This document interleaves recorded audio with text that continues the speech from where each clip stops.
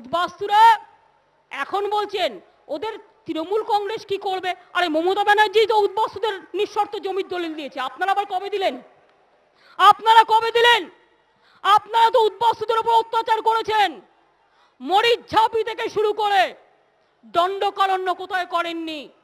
আর মুকুল রায়কে পাঠিয়ে 3 দিন আগেও আমি কুপার স্ক্যাম উদ্বাস্তুরা আমায় বলেছিল ওদের জন্য আলাদা করে রেল স্টেশন পর্যন্ত করে দিয়েছি ওখানে নতুন করে, তার কারণ উদ্বাস্তুদের নিঃশর্ত জমির দলিল আমরা দিয়েছি, আগামী দিনও দেবো, আগামী দিনও ওদের জন্য করব, সংখ্যালঘুদের জন্য করব, তপশিলীদের জন্য করব, আদিবাসীদের জন্য করব, ওবিসিদের জন্য করব।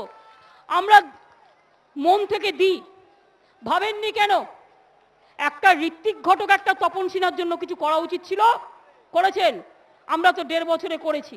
উত্তম কুমার থেকে শুরু করে, ঋত্বিক ঘটক থেকে শুরু করে, তপন সিনহা থেকে শুরু করে, আশাপূর্ণা দেবীর শতবর্ষ ছিল, মান্দার হিল স্টেশন আশাপূর্ণা দেবীর নামে নতুন করে করে দিয়েছি।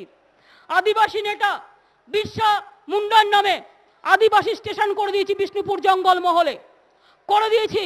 মনে রাখবেন, একদম একটার পর একটা সুচিত্রা মিত্রর নাম থেকে শুরু করে, সারে জাহাঁ সে আচ্ছা ইকবালের নাম থেকে শুরু করে, একদম ভগৎ সিং এর নাম থেকে শুরু করে, বিনয় বাদল দীনেশ থেকে শুরু করে, কবি সুভাষ মুখোপাধ্যায় থেকে শুরু করে, ভারত সেবাশ্রম সংঘের প্রণবানন্দ মহারাজের থেকে শুরু করে, অনুকূল ঠাকুর থেকে শুরু করে, লোকনাথ থেকে শুরু করে, রাম ঠাকুর থেকে শুরু করে, সব ধর্ম সব মানুষ সবাইকে নিয়ে করেছি।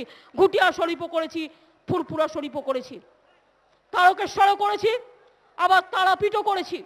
মনে রাখবেন, কালীঘাটও করেছি, আবার বেলুরও করেছি, দক্ষিণেশ্বরও করেছি, মন্দিরও করেছি, মসজিদও করেছি, গুরুদ্বারাও করেছি, গির্জাও করেছি, মাদারও করেছি, বিবেকানন্দ করেছি, রবীন্দ্রনাথ করেছি। কোনটা করিনি?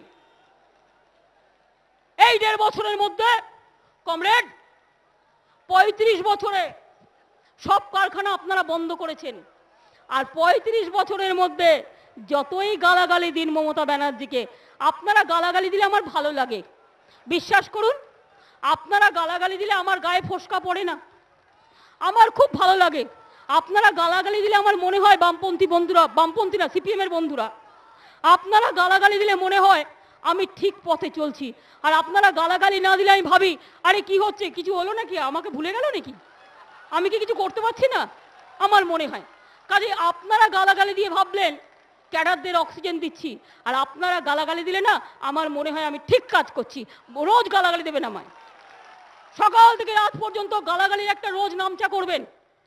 সকাল থেকে সবাইকে নিয়ে এক ঝাঁক নিয়ে এসে এ টু জেড নেংটি উদুর থেকে খ্যাকশিয়াল সবাই গালাগালি দেবেন।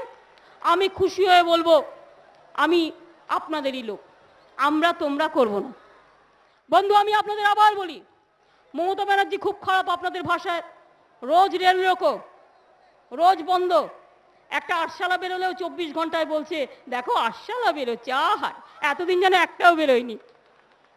মমতা ব্যানার্জি যেন আরশালাও তৈরি করে, কবে বলবে মমতা ব্যানার্জি আরশালার ইন্ডাস্ট্রি করেছে? বুঝুন কমরেড।